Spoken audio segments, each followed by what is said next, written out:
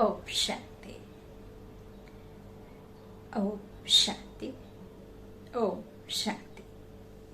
9/5/2021 प्रातः मुरली। ओम शांति। अव्यक्त बाप दादा रविवार का मुरली है। रिवाइज है 27/12/87। निश्चय बुद्धि विजयी रत्नों की निशानियां। आज बाप दादा अपने चारों ओर के निश्चय बुद्धि विजयी बच्चों को देख रहे हैं। हर एक बच्चे के निश्चय की निशानियां देख रहे हैं। निश्चय की विशेष निशानियां। पहला, जैसा निश्चय वैसा कर्म। वाणी में हर समय चेहरे पर रूहानी नशा दिखाई देगा। दूसरा, हर कर्म संकल्प में विजयी सहज प्रत्यक्ष फल के रूप में अनुभव होगी। मेहनत के रूप में नहीं, लेकिन प्रत्यक्ष फल व अधिकार के रूप में विजयी अनुभव होगी। तीसरा है अपने श्रेष्ठ भाग्य, श्रेष्ठ जीवन व बाप और परिवार के संबंध संपर्क द्वारा 1% भी संशय संकल्प मात्र भी नहीं होगा। चौथा, क्वेश्चन मार्क समाप्त। क्या, क्यों, कैसे, कहा में नहीं, क्वेश्चन मार्क समाप्त। हर बात में बिंदु लगाने वाले होंगे। पांचवा है निश्चय बुद्धि। हर समय अपने को बेफिक्र बादशाह सहज स्वतः अनुभव करेंगे, अर्थात बार बार स्मृति लाने की मेहनत नहीं करनी पड़ेगी। मैं बादशाह हूँ, यह कहने की मेहनत नहीं करनी पड़ेगी, लेकिन सदा स्थिति के श्रेष्ठ आसन व सिंहासन पर स्थित है ही। जैसे लौकिक जीवन में कोई भी परिस्थिति प्रमाण स्थिति बनती है, चाहे दुख की चाहे सुख की, उस स्थिति की अनुभूति में स्वतः ही रहते हैं। बार बार मेहनत नहीं करते कि मैं सुखी हूँ व मैं दुखी हूँ। बेफिक्र बादशाह की स्थिति का अनुभव स्वतः सहज होता है। अज्ञानी जीवन में परिस्थितियों प्रमाण स्थिति बनती है, लेकिन शक्तिशाली अलौकिक ब्राह्मण जीवन में परिस्थिति प्रमाण स्थिति नहीं बनती, लेकिन बेफिक्र बादशाह की स्थिति व श्रेष्ठ स्थिति बाप दादा द्वारा प्राप्त हुई नॉलेज की लाइट माइट द्वारा, याद की शक्ति द्वारा, जिसको कहेंगे ज्ञान और योग की शक्तियों का वर्षा, बाप द्वारा मिलता है। तो ब्राह्मण जीवन में बाप के वर्षे द्वारा व सत्य गुरु के वरदान द्वारा व भाग्य विधाता द्वारा प्राप्त हुए श्रेष्ठ भाग्य द्वारा स्थिति प्राप्त होती है। अगर परिस्थितियों के आधार पर स्थिति है तो शक्तिशाली कौन हुआ? परिस्थिति पावरफुल हो जाएगी ना। और परिस्थिति के आधार पर स्थिति बनाने वाला कभी भी अचल अडोल नहीं रह सकता। जैसे अज्ञानी जीवन में अभी अभी देखो बहुत खुशी में नाच रहे हैं और अभी अभी उल्टे सोए हुए हैं। तो अलौकिक जीवन में ऐसी हलचल वाली स्थिति नहीं होती। परिस्थिति के आधार पर नहीं, लेकिन अपने वर्षे और वरदान के आधार पर व अपनी श्रेष्ठ स्थिति के आधार पर परिस्थिति को परिवर्तन करने वाला होगा। तो निश्चय बुद्धि इस कारण सदा बेफिक्र बादशाह है, क्योंकि फिक्र होता है कोई अप्राप्ति व कमी होने के कारण। फिक्र तो अप्राप्ति और कमी होने के कारण होती है, तो इस कारण फिक्र होती है। तो निश्चय बुद्धि इस कारण सदा बेफिक्र बादशाह है। क्योंकि फिक्र होता है तो उसका कारण ही है अप्राप्ति या कमी। अगर सर्व प्राप्ति स्वरूप है, मास्टर सर्वशक्तिमान है, सर्वशक्तिवान है, तो फिक्र किस बात का रहा? सर्वशक्तिमान के हम बच्चे हैं तो मास्टर सर्वशक्तिमान है ना, तो फिर फिक्र किस बात का रहा? छठा, निश्चय बुद्धि अर्थात सदा बाप पर बलिहार जाने वाला।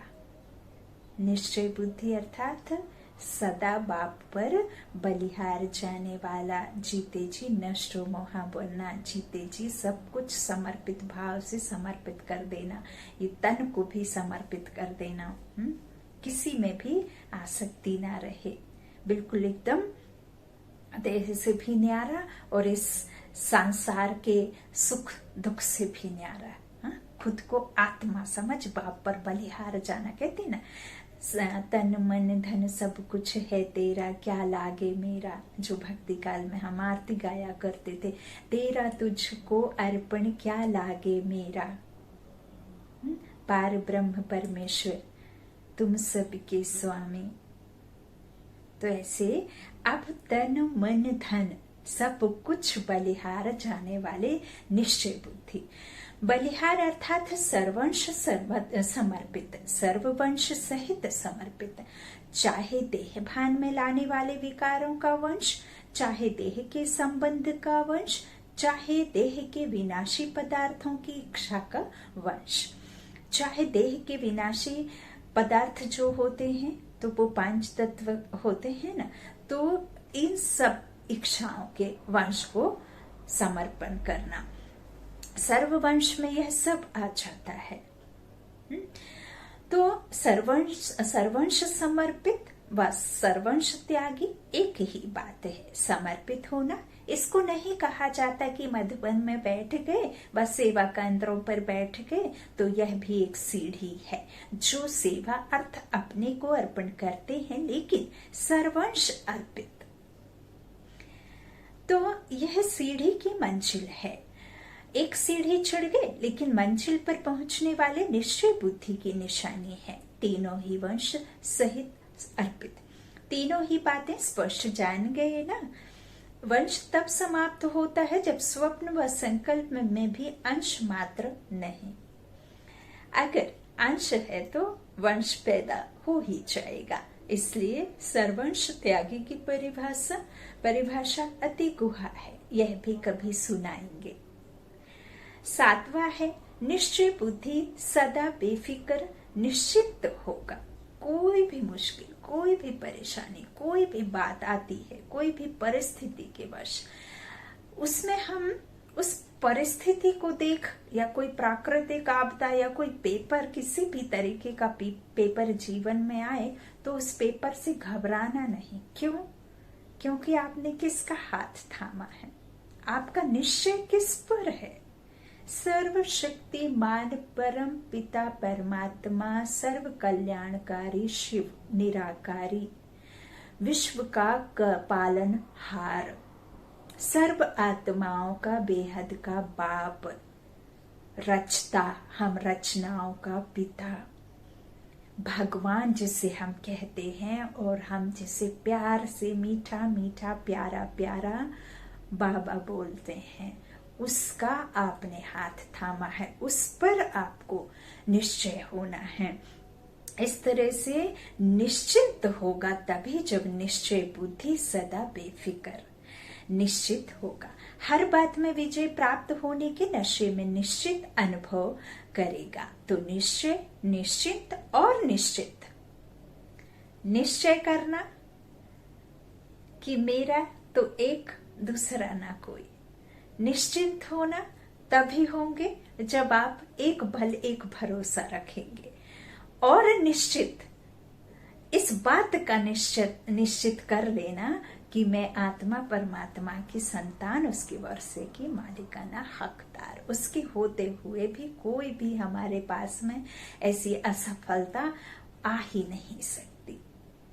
भले आपके पास से वो गुजर जाए, झकझोर दे, लेकिन आपको हिलने नहीं देगी अपनी सीट से। तो यह निश्चित, यह हर समय अनुभव कराएगा। 8वां है वह सदा स्वयं भी नशे में रहेंगे और उनके नशे को देख दूसरों को भी यह रूहानी नशा अनुभव होगा। औरों को भी रूहानी नशे में बाप की मदद से स्वयं की स्थिति से अनुभव कराएगा। निश्चय बुद्धि की व रूहानी नशे में रहने वाले के जीवन की विशेषताएं क्या होंगी? पहली बात, जितना ही श्रेष्ठ नशा उतना ही निमित्त भाव हर जीवन के चरित्र में होगा। निमित्त भाव की विशेषता के कारण निर्माण बुद्धि पर ध्यान देना। जितनी निर्माण बुद्धि होगी उतना निर्माण करते रहेंगे। नव निर्माण कहते हो ना, क्रिएटिव आत्मा बाबा ने कहा है ना, नव निर्माण कहते हो ना, तो नव निर्माण करने वाली बुद्धि होगी तो निर्माण भी होंगे, नव निर्माण भी करेंगे। जहाँ यह विशेषताएं हैं उसको ही कहा जाता है निश्चय बुद्धि विजयी। निमित्त, निर्माण और निर्माण, निमित्त निर्माण और निर्माण है? तो इस तरह से निमित्त बनकर निर्माण करना और फिर निर्माण होगा। इस तरह से निश्चय बुद्धि की भाषा क्या होगी?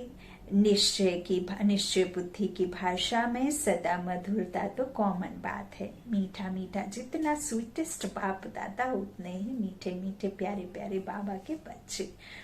तो सबसे पहले तो भाषा में सदा मधुरता तो कॉमन बात है, लेकिन उदारता होगी। उदारता का अर्थ है सर्व आत्माओं के प्रति आगे बढ़ाने की उदारता होगी। किसी को देख करके ज्वेलसी या भेदभाव या कुछ इस तरह से अलग अलग नहीं कि मुख में कुछ है, अंदर कुछ है और कर्म कुछ और ही कर रहे हैं। एक जो संगठन, जिसमें बाबा ने कहा है ना, संगठन की शक्ति में ही एकता है। तो एक एक की हर एक विशेषता से ही संगठन बनता है। ऐसे नहीं है कि हर एक संपूर्ण है। कर्मातीत तो हो ना सके, कोई भी नहीं है ना? तो बाबा कहते हैं सिर्फ मधुरता कॉमन है, लेकिन उदारता होगी। उदारता का अर्थ है सर्व आत्माओं के प्रति उनको आगे बढ़ाने की उदारता। पहले आप मैं नहीं, मैं कौन करते हैं? बकरियां करती हैं ना मैं, है ना? तो मैं नहीं, पहले आप। उदारता अर्थात दूसरे को आगे रखना। जैसे ब्रह्मा बाप ने सदैव पहले जगत अम्बा बच्चों को रखा। मेरे से भी तीखी जगदम्बा है, मेरे से भी तीखे यह बच्चे हैं। यह उदारता की भाषा है। और जहाँ उदारता है, स्वयं के प्रति आगे रहने की इच्छा नहीं है, वहाँ ड्रामानुसार स्वतः ही मन इच्छित फल प्राप्त हो ही जाता है। जितना स्वयं इच्छा मात्रम अविद्या की स्थिति में रहते, उतना बाप और परिवार अच्छा योग समझ उसको ही पहले रखते हैं। तो पहले आप मन से कहने वाले पीछे रह नहीं सकते। वह मन से पहले आप कहता तो सर्व द्वारा पहले आप हो ही जाता है, लेकिन इच्छा वाला नहीं। तो निश्चय बुद्धि की भाषा सदा उदारता वाली, सर्व कल्याण की भावना हो, सबको आगे रखने की भावना हो, सबको आगे बढ़ते देख खुशी होनी चाहिए। तो इस तरह से उदारता वाली भाषा, संतुष्टता की भाषा, सर्व के कल्याण की भाषा, ऐसी भाषा वाले को कहेंगे निश्चय बुद्धि विजय। निश्चय बुद्धि तो सभी होना, क्योंकि निश्चय ही फाउंडेशन है। सीट पर सेट होना, माना आप बेपरवाह बादशाह हैं और सीट से अपसेट हुए और निश्चय आपका डगमगाया। जैसे अंगद का पैर दिखाते हैं ना, तो अंगद का पैर जिनके अंदर अहम था और जिसके पास में प्योरिटी थी और जिसके विचारों में शक्ति थी, उसका पैर कोई नहीं हिला सका। जिनको अहम था उसका पैर अंगद का हिला नहीं पाए, है ना? तो निश्चय था ना वो, निश्चय बुद्धि। तो इस तरह से निश्चय ही फाउंडेशन है। लेकिन जब परिस्थितियों का, माया का, संस्कारों का, भिन्न भिन्न स्वभावों का तूफान आता है, तब मालूम पड़ता है निश्चय का फाउंडेशन कितना मजबूत है। हाँ, ये रियलिटी है। जैसे इस पुरानी दुनिया में भिन्न भिन्न प्रकार के तूफान आते हैं ना, कभी वायु का, कभी समुद्र का, ऐसे यहाँ भी भिन्न भिन्न प्रकार के तूफान आते हैं। तूफान क्या करता है? पहले उड़ाता है, फिर फेंकता है। तो यह तूफान भी पहले तो अपनी तरफ मौज में उड़ाते हैं और अल्पकाल के नशे में ऊंचे ले जाते हैं, क्योंकि माया भी जान गई है कि बिना प्राप्ति यह मेरी तरफ होने वाले नहीं है। तो पहले आर्टिफिशियल प्राप्ति में ऊपर उड़ाती है, फिर नीचे गिरती कला में ले आती है। चतुर है। तो निश्चय बुद्धि की नजर त्रिनेत्री होती है। त्रिकालदर्शी बताया, त्रिनेत्री होती है, अर्थात आत्मा का तीसरा नेत्र ज्ञान चक्षु। तीसरे नेत्र से तीनों कालों को देख सकते हैं। ज्ञान चक्षु कहा है ना इसे, दिव्य दृष्टि। तो दिव्य दृष्टि से ही तो हम तीन काल देखते हैं, अपने असली घर, असली पिता, असली जान, नॉलेज पहचानते हैं। तो चतुर है ना। तो बाबा कहते हैं तीनों कालों को हम इस तीसरे नेत्र से देख लेते हैं, इसलिए कभी धोखा नहीं खा सकते। तो निश्चय की परख तूफान के समय होती है। जब मुश्किलें आती हैं, तूफान आता है, तभी तो फिर परख होती है ना कि आपके अंदर में कितनी शक्ति है, उसे सहने की या उसे पार करने की, या उसको क्रॉस कर पाएंगे कि नहीं। तो इस तरह से जो तूफान के समय होती है निश्चय की परख। जैसे तूफान बड़े बड़े पुराने वृक्ष के फाउंडेशन को उखाड़ लेते हैं, तो यह माया के तूफान भी निश्चय के फाउंडेशन को उखेड़ने की कोशिश करते हैं, लेकिन रिजल्ट में उखड़ते कम है, हिलते ज्यादा हैं। हिलने से भी फाउंडेशन कच्चा हो जाता है। तो ऐसे समय पर अपने निश्चय के फाउंडेशन को चेक करो। वैसे कोई से भी पूछेंगे निश्चय पक्का है तो क्या कहेंगे? बहुत अच्छा भाषण करेंगे। अच्छा भी है निश्चय में रहना, लेकिन समय पर अगर निश्चय हिलता भी है तो निश्चय का हिलना अर्थात जन्म जन्म की प्रारब्ध से हिलना। इसलिए तूफानों के समय चेक करो, कोई हद का मान शान ना दे व व्यर्थ संकल्पों के रूप में माया का तूफान आए तो चाहना रखते हो वह चाहना अर्थात इच्छा पूर्ण ना हो। ऐसे टाइम पर जो निश्चय है कि मैं समर्थ बाप की समर्थ आत्मा हूँ, समर्थ बाप की समर्थ आत्मा हूँ, इस तरह से आपका निश्चय है ना, समर्थ बाप की आत्मा हूँ, वह याद रहता है। वह व्यर्थ समर्थ के ऊपर विजयी हो जाता है। जो व्यर्थ में चलते हैं और इस बात का निश्चय रहता है और इस बात की स्मृति में रहते हैं कि मैं समर्थ आत्मा, समर्थ बाप की संतान हूँ, तो फिर इस तरह से वो व्यर्थ समर्थ के ऊपर विजयी हो जाता है। अगर व्यर्थ विजय प्राप्त कर लेता है तो निश्चय का फाउंडेशन हिलेगा। यदि आप व्यर्थ में उलझे होकर के वो जीत जाएगा तो फिर आपका फाउंडेशन हिलेगा ना। समर्थ के बजाय अपने को कमजोर आत्मा अनुभव करेगा, दिल शिकस्त हो जाएंगे। इसलिए कहते हैं कि तूफान के सामने खुद को चेक करो। हद का मान शान मैंपन रूहानी शान से नीचे ले आता है।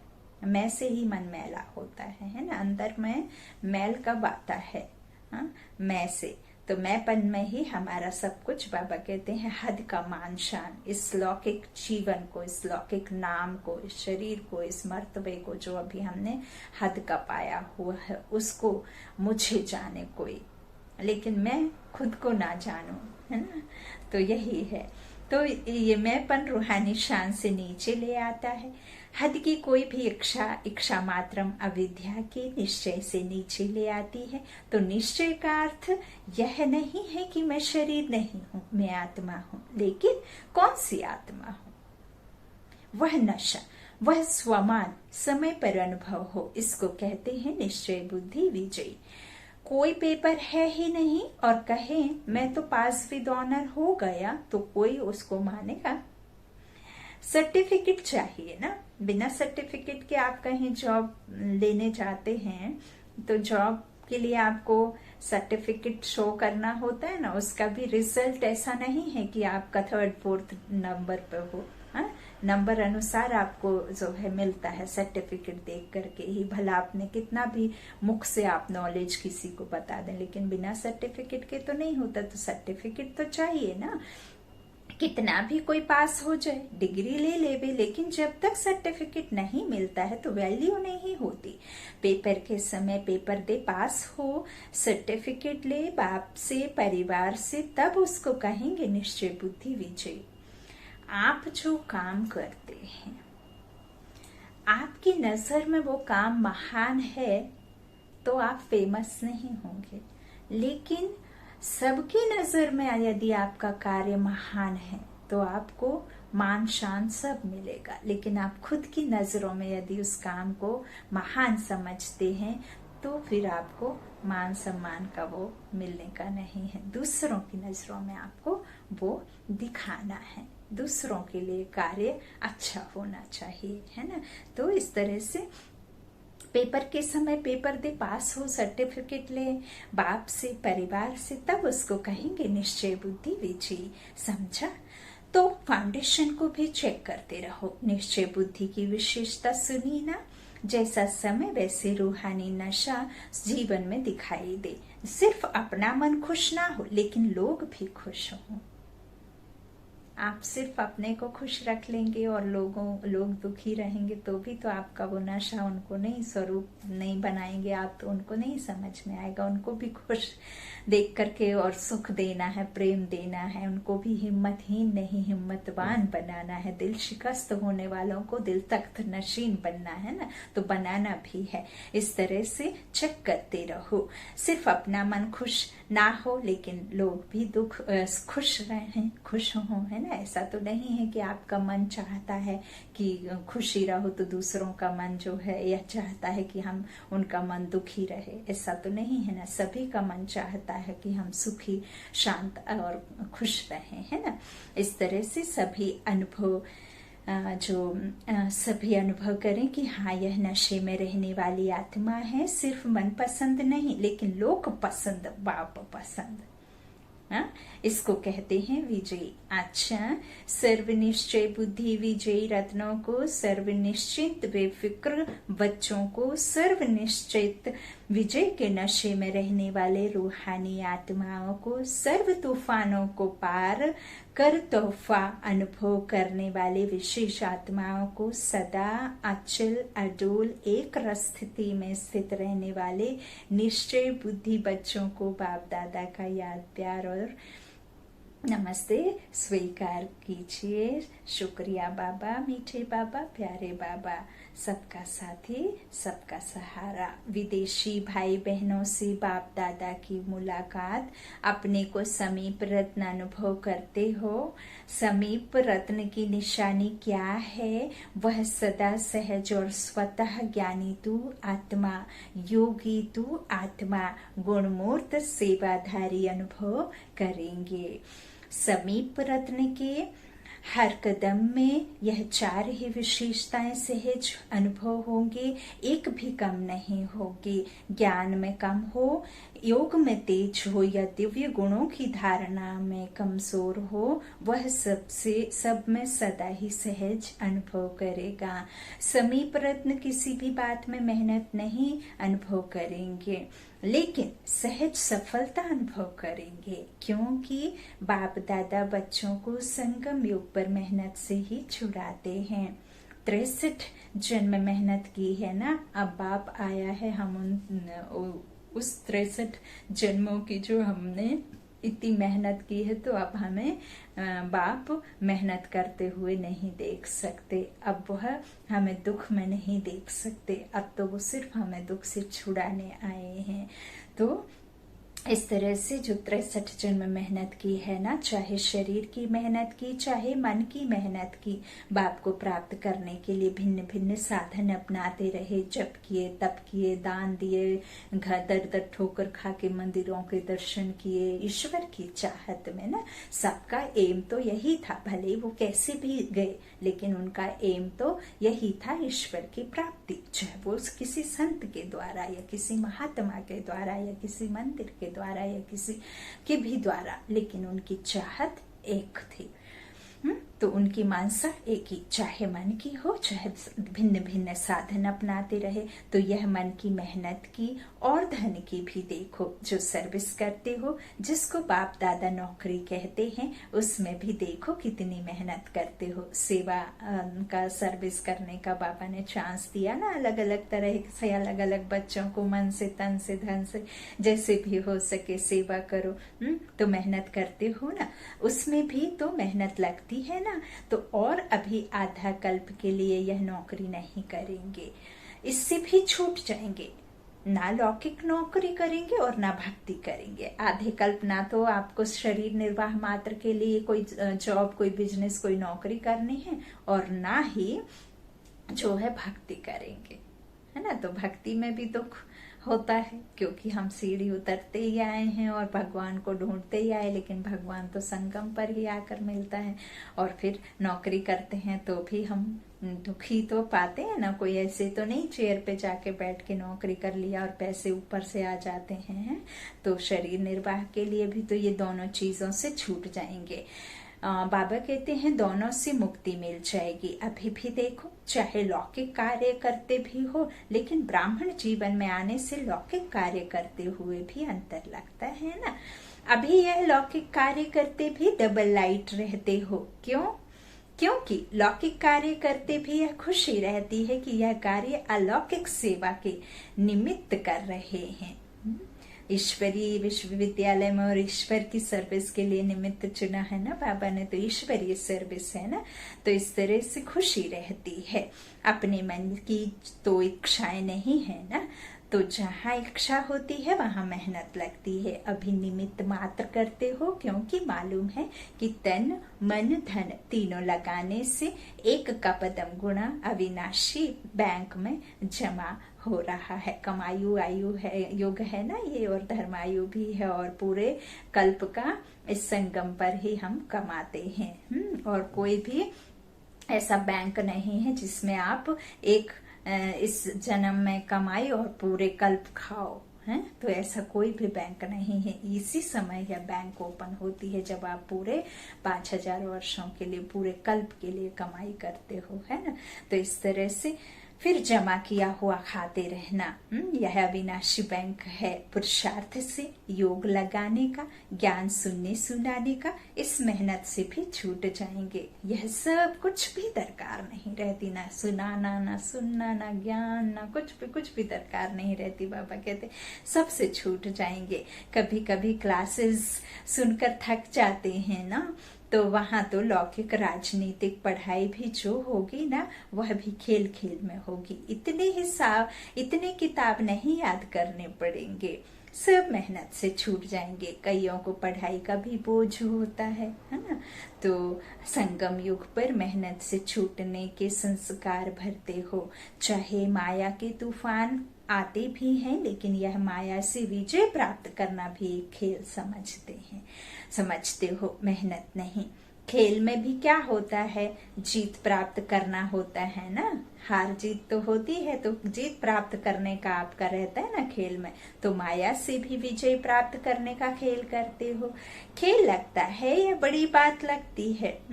जब मास्टर सर्वशक्तिवान स्टेज पर स्थित होते हो तो खेल लगेगा।